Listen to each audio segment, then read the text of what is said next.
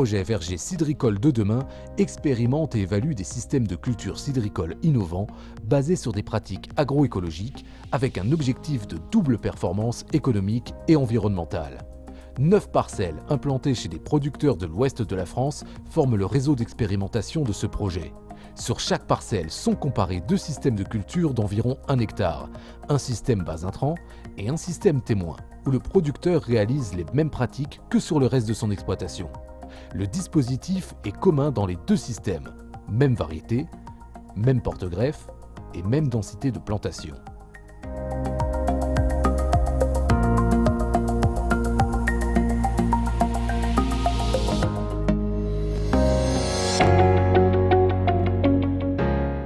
Nous sommes à Crédin, sur le verger cidricole de demain de l'exploitation de Benoît Bancel, planté en 2012.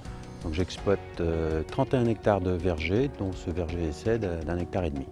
Le verger est en pomme à cidre, pomme à jus, sous IGP Bretagne.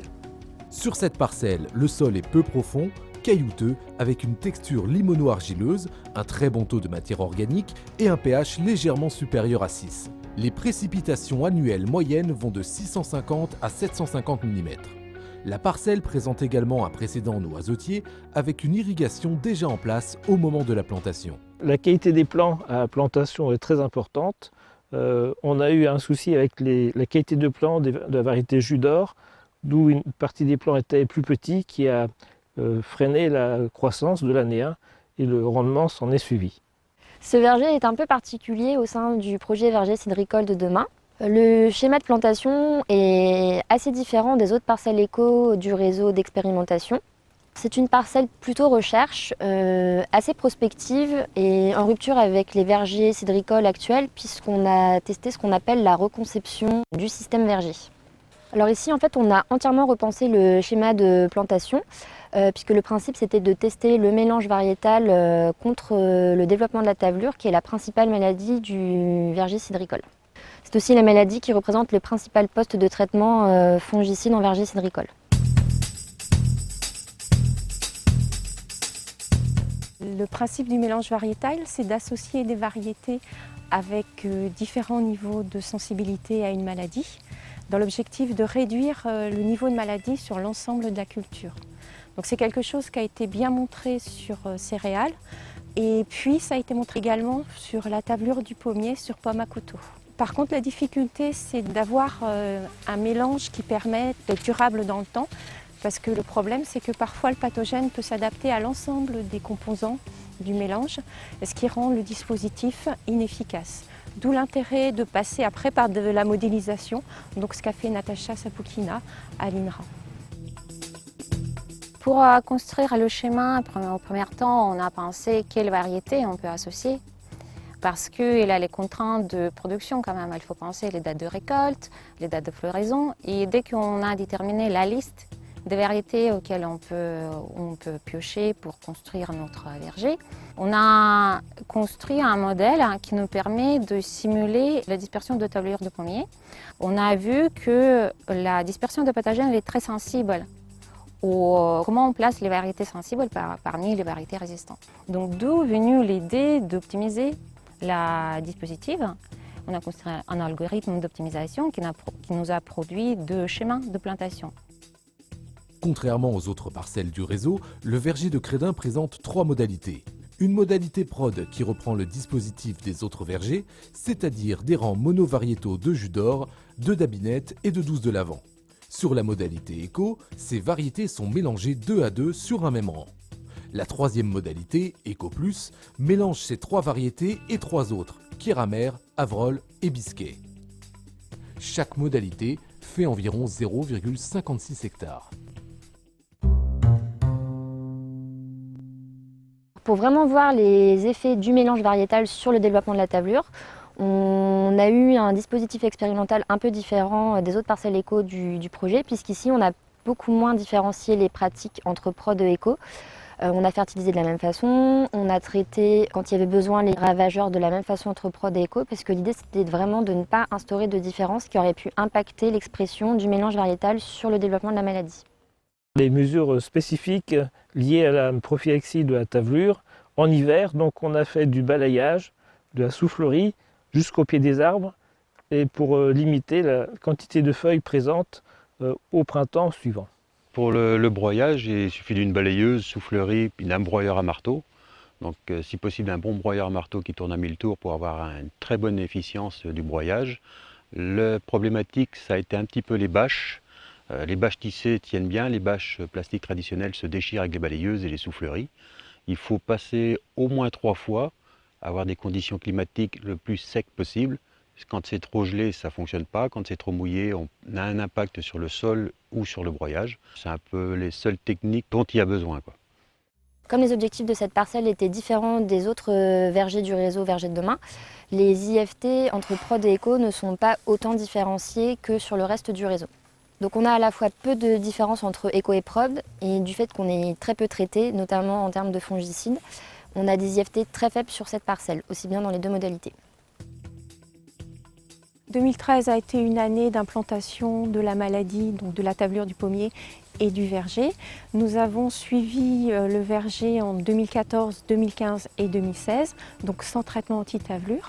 Nous avons essentiellement suivi la variété la plus sensible qui est jus d'or et nous avons pu comparer le niveau de maladie sur cette variété entre les modalités Eco Plus et Prod. Que ce soit sur feuilles ou sur fruits, nous avons observé un différentiel entre prod d'une part et Eco Plus avec entre 20 et 50% de réduction de maladie dans les modalités en mélange par rapport à la modalité prod.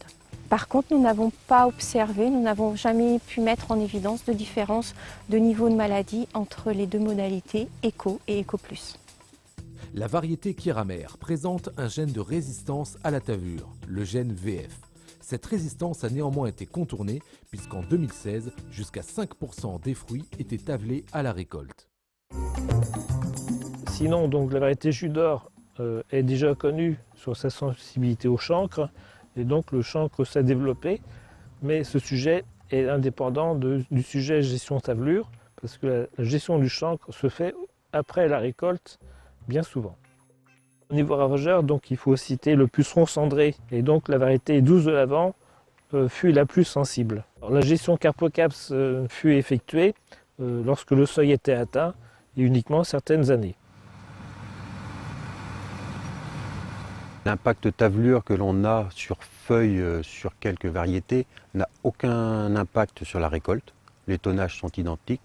Les niveaux de rendement hectare est très correct. Au niveau de la production, en cumul 6e année, donc il n'y a pas de grosse différence. En gros, on a entre 69 tonnes hectare pour prod et 77 tonnes hectare pour éco, sachant qu'on a eu un souci sur la qualité des sions de jus d'or qui a impacté le résultat. Alors, on n'a pas trouvé de problème spécifique à la récolte. Le mélange variétal sur la rangée n'est pas un souci, dans le cas où on a bien imaginé la période de récolte de chaque variété sur la rangée. Le mélange variétal peut parfois impacter au niveau des cerises. Moi, ce n'est pas le cas. Ils ont accepté le mélange variétal dans le camion en transport. Après, suivant le transformateur, peut-être à voir avec ses besoins. Sur le reste de l'exploitation, c'est 3 passages, pas de secouage, et donc en variété par rang complet. Et ici, sur le verger essai, en mélange variétal, on fait 3 passages idem. Donc mécanique au sol. Le secouage peut se faire à la variété, ce n'est pas un souci. Donc il n'y a pas de différence avec une récolte traditionnelle sur mon exploitation. Dans les variétés, il y a le jus d'or, qui est une variété qui était déjà présente sur le reste de mes vergers, qui se comporte très bien malgré son risque tavelure.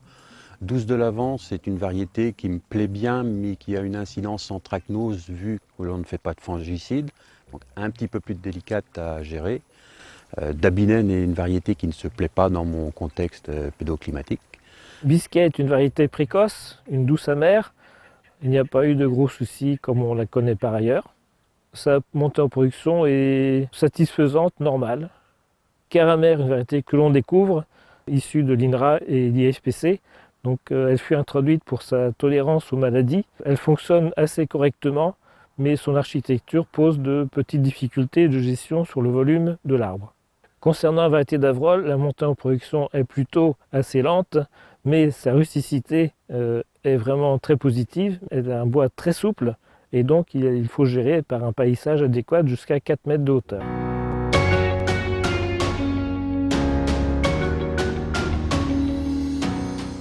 Alors, il y a encore pas mal de questions techniques qui se posent sur ce type de verger si on veut que demain il soit peut-être implanté par des producteurs à plus large échelle. Il y a déjà la gestion de l'alternance. Donc c'est une thématique ici qu'on n'a pas eu l'occasion de travailler.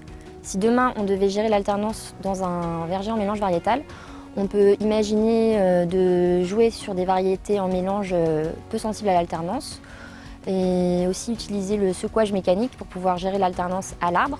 L'autre question technique qui peut se poser, c'est le mélange des saveurs quand on met deux variétés sur le rang, notamment pour les cidreries.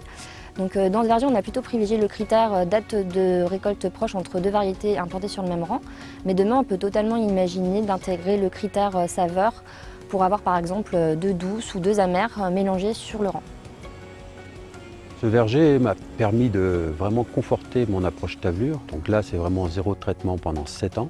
Je pense qu'on peut, par le biais des variétés que l'on a, moduler ce système variétal, en faire quelque chose d'encore plus innovant, plus performant, zéro traitement fongicide. Le but est vraiment atteint pour moi, d'avoir ce type de verger innovant.